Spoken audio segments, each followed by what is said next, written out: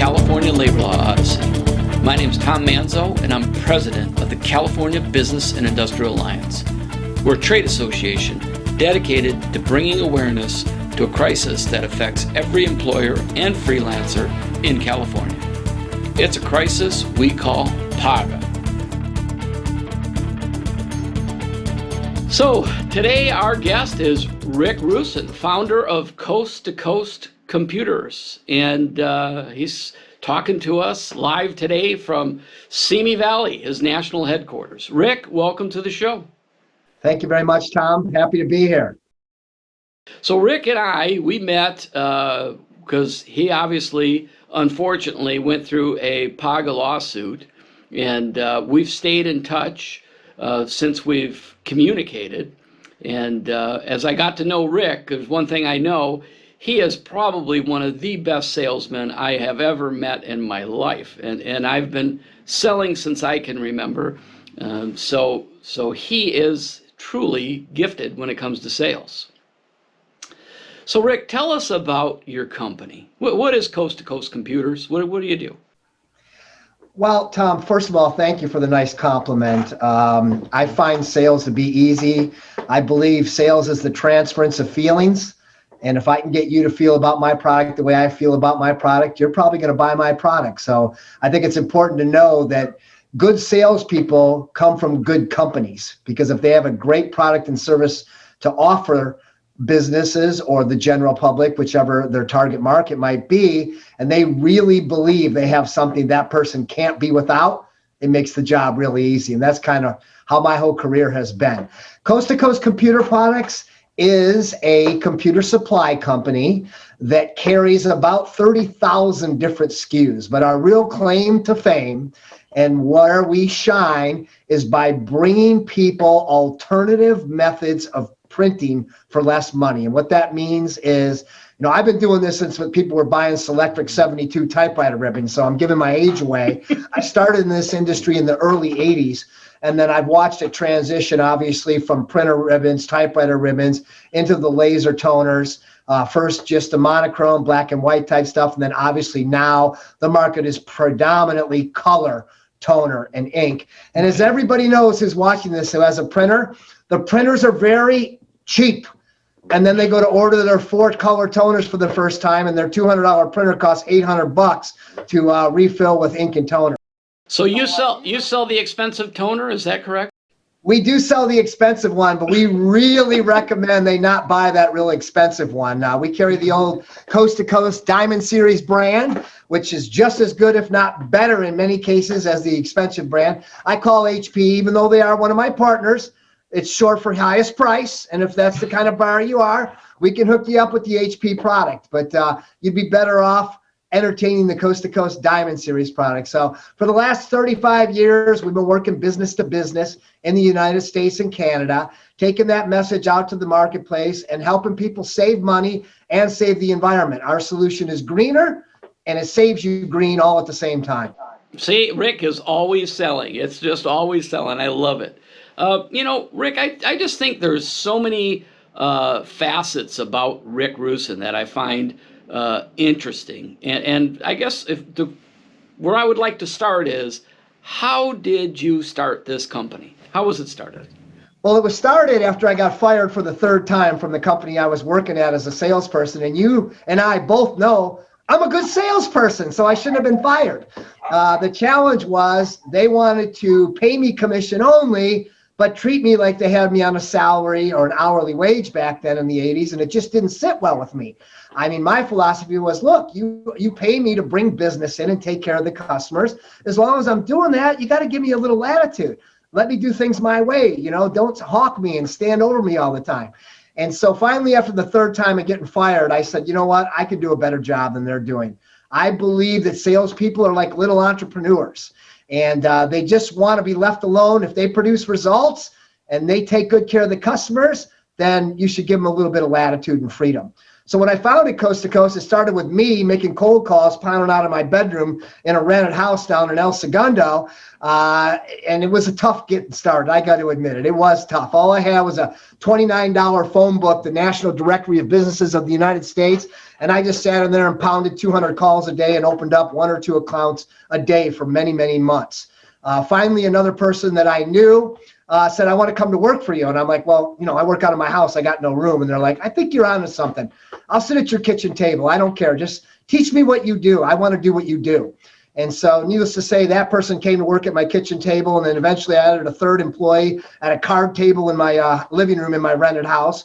And we were opening new accounts. And that's how it all got started. I love it. I love it. That's entrepreneurship. That's what America is all about.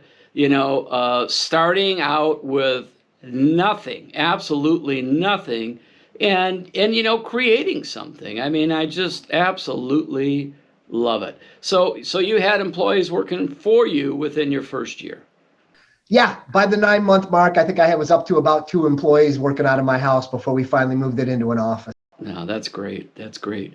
So, Rick, another thing that I would say is really unique, and I think it's really important to share your story, especially now with COVID, everything that's going on, so much uncertainty and so many different things around us. A lot of people are, turning to, unfortunately, drugs or alcohol. It's a very, very tough situation for many people, many families right now.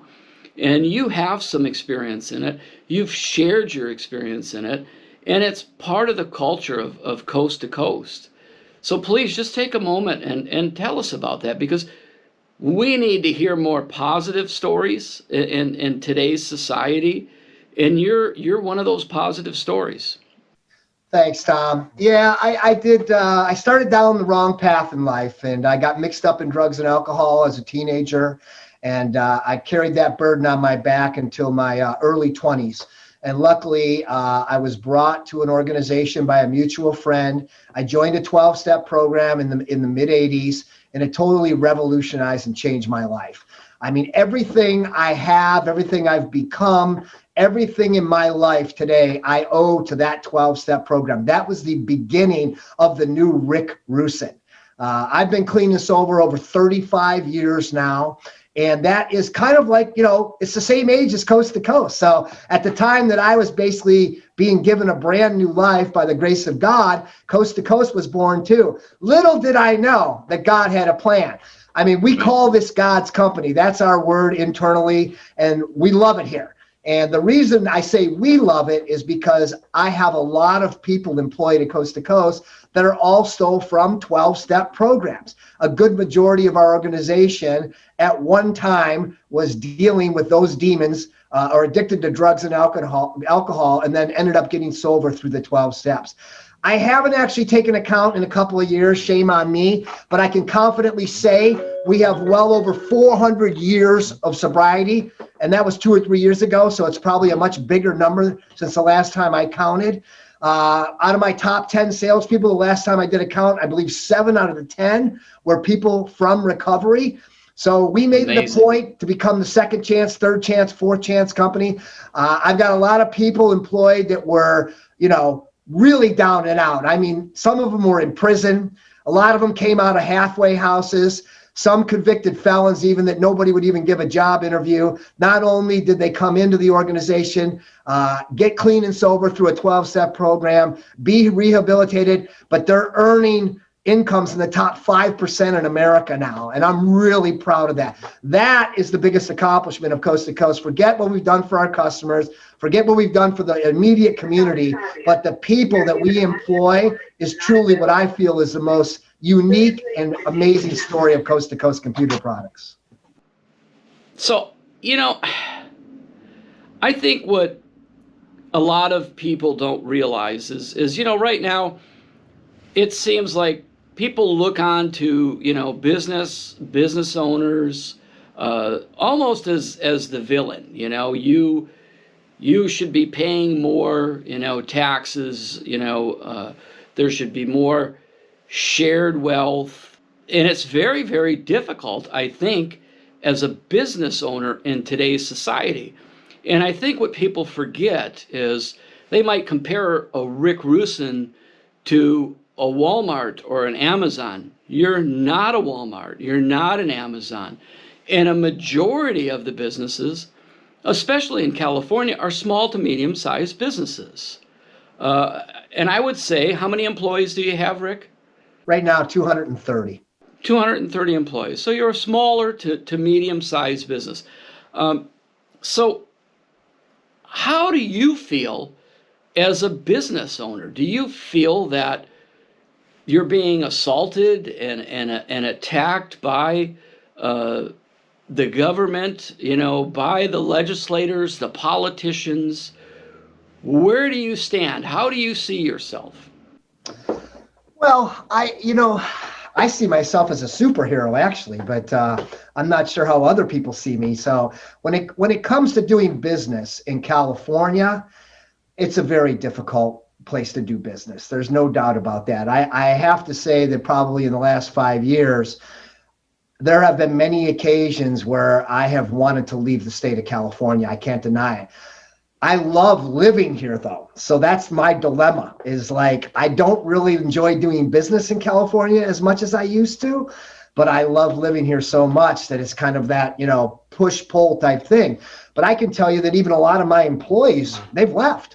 I give my employees the ability to work from home. So a lot of them have fled California for political reasons, for tax reasons. So it's not just the business owners, it's even individual taxpayers that have maybe had it up to here with some of the things that are going on in California.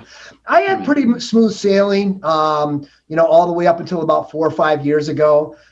When I got introduced to PAGA. I mean, PAGA was a life-changing experience for me. And it was an eye-opening experience because I literally had no idea that they could do something like that was even possible to come in and just basically, shred a company like Coast to Coast, who was doing amazing things for its employees and the community. And it just didn't seem to matter how good or what we were doing good. They wanted to focus on petty little things that they thought weren't good. And I'm sure we'll get into those little details and then come in and, fine us millions of dollars.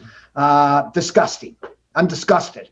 Well, let's take a quick break. And when we come back, let's share your PAGA story with the viewers so they can have an understanding of what somebody really deals with.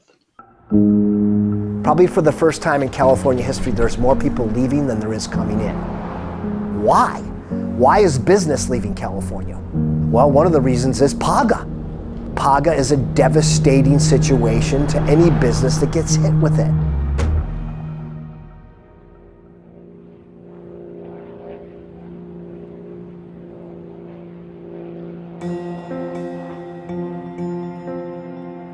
Coast to Coast hires people that need a second and third chance because that was me. I was that person in my past. What Coast to Coast has meant to me is going from homeless to a homeowner in 4 years. It's meant not being able to manage my own life when I first started here to now managing and mentoring a group of 40 to 50 people at any given time. Working for Coast to Coast has changed my life abundantly. Starting honestly with personal growth. My mom was a single mom. We didn't have it that easy. We had it pretty rough, matter of fact. Today, working at Coast to Coast has afforded me to make a better living for my wife and kids. This company not only taught me, how to sell, but it taught me how to live. I lost my father shortly after working here at Coast to Coast. Rick's not only, my boss, he's a friend, he's a father figure. I truly care about my employees. I know I am where I am because of them. I'm just proud to be, an entrepreneur that's created a lot of jobs and changed lives. I think I was told in a general way that we were going to be having a lawsuit against the company by one of my colleagues. It started off with an individual who became upset over being demoted. He found an employment lawyer and he filed a personal case, which I understand that and I respect that. If you feel that you've been wronged, then that's your right. This particular lawyer, though, wasn't satisfied with that. He individually started trying to recruit everybody else here to sue the company as well, but he struck out. He couldn't get anybody to do it, not one person. Well, that made him angry, so he looked for another avenue, a way to hurt the company, basically. So he conducted a class action lawsuit and added a PAGA lawsuit all at the same time, and came after us basically guns blazing. After the PAGA lawsuit, the climate of Coast to Coast has changed dramatically. I'm being held back because I can't work the number of hours that I choose to work. I basically get penalized more or less for that. Prior to the lawsuit, I was able to attend some of my kids' functions at school, maybe go out and take my wife out to lunch. The PAGA lawsuit has cut into the flexibility that I have with my family. I have people who take care of their sick parents that are on my team. It's not just affecting them, but it's affecting the people that they're affecting. You know, I know we've had people retire and leave because of it. It didn't really benefit employees, which is what it claims it does. If anything, it devastated the employees around here. It's definitely affected people. The whole world just got turned upside down. Before, we had this freedom. And it's frustrating.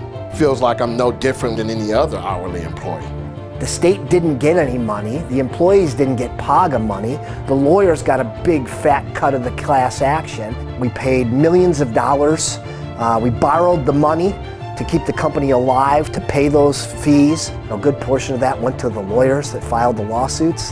If I had to give a message to those attorneys, I guess what I would say is, let us do our jobs. Don't drive businesses out. Encourage us to stay and flourish in California. California is a beautiful place. I love this state, I love this country, but this has to change. This has to be reformed.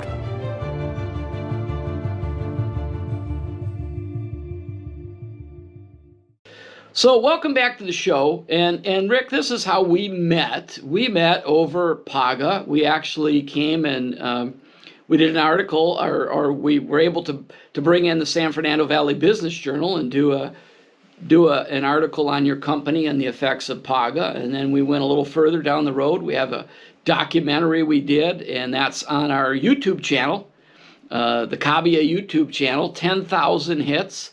And on our Facebook, we got over 25,000 hits on your video and on your story.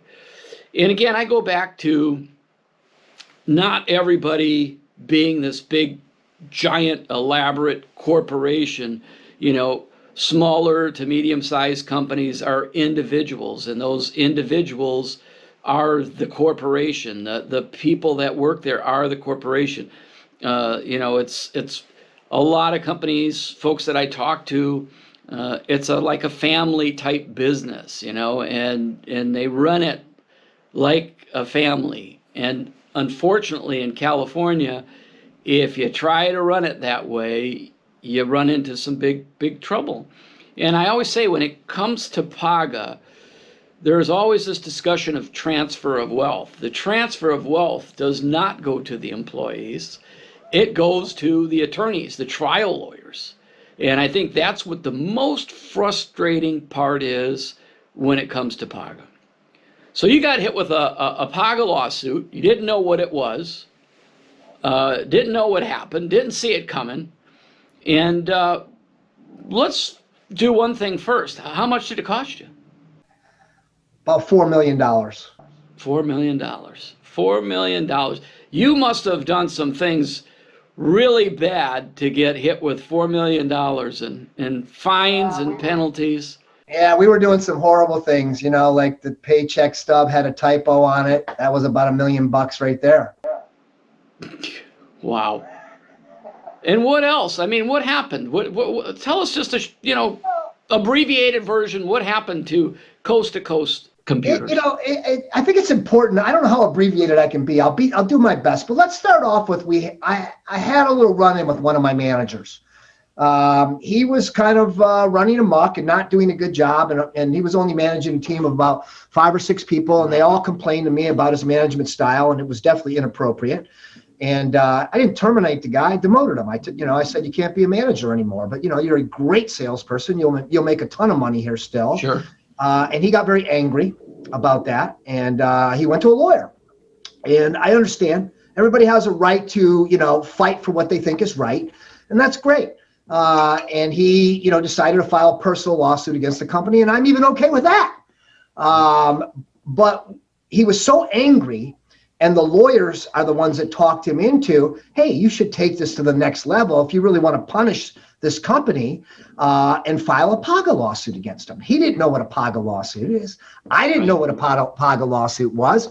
And he also took it to the next level, and they talked him into getting another old employee involved and doing a class action lawsuit at the same time.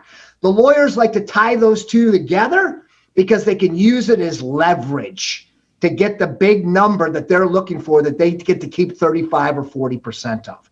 So that's how it all really got started. It wasn't that we were doing something so horrific to everybody that we deserved to be punished, which is what it appears would be going on.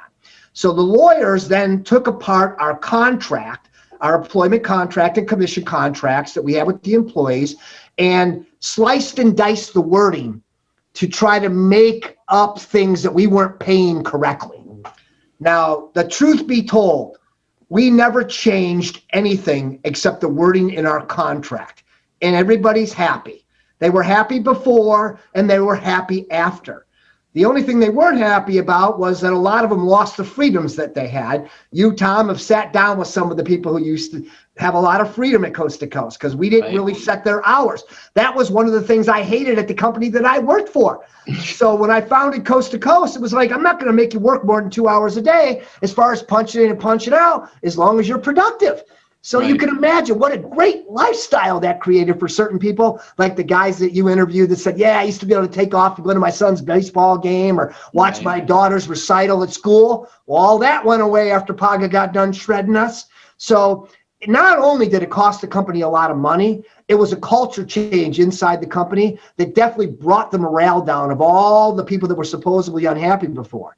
They actually were less happy with the changes that had to be made to comply with all the rules of the California Employment Handbook. So, the long story short of it is, it was a cultural changing experience. It was a financial devastation. The company had to get loans to pay off all of this money. The worst thing that's ever happened to me in business by far. This is a big problem. And when you talk about culture, when I was a kid growing up in the Detroit area, my dad said I had to be to work 15 minutes before I clocked in. And if the boss said, work through lunch or stay late, you better work through lunch and you better stay late. That's the way I was raised. And I really think that gave me the ability to grow. I thought that was probably the best life lesson I had when it comes to the employment world. And In-N-Out Hamburger told all their employees, they have a lot of young kids that work there, we want you there 10 minutes before your shift starts. And unfortunately, that cost them millions of dollars in a PAGA lawsuit. We don't want that. That's part of our lives we don't want. And I think that's my concern. My concern is this is going to harm employers and employees, and it's going to do it to a point where it might be one of no return. Yeah, I agree with you 100%. I have a couple of comments I think that are really important. Number one is there's an old cliche. The punishment has to fit the crime. And, having your payroll company, a third-party company, making a mistake on your address is not worth $1 million fine. I'm sorry, under any circumstances. And so I'm sure there are employers who deserve a slap on the hand for certain and I agree. things they may be doing. But it's not a cookie cutter situation. And the employee handbook that California puts out is very cookie cutter. They want to treat every company exactly the same. And certainly in an entrepreneur type environment, every company is not exactly the same.